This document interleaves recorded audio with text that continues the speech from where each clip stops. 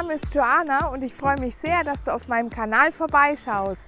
Ich lade dich recht herzlich ein, an jedem Sonntag um 20 Uhr dabei zu sein, wenn es ein neues Rezept von mir gibt. Ja, und warum gerade ausgerechnet zu Fein Fein schmeckt's reinschauen? Ich liebe die Natur, ich liebe frische Zutaten, ich mag es sehr, auch frisch zu kochen und das möchte ich euch einfach zeigen und wie ich es mache und darum freue ich mich natürlich sehr, wenn ihr dabei seid.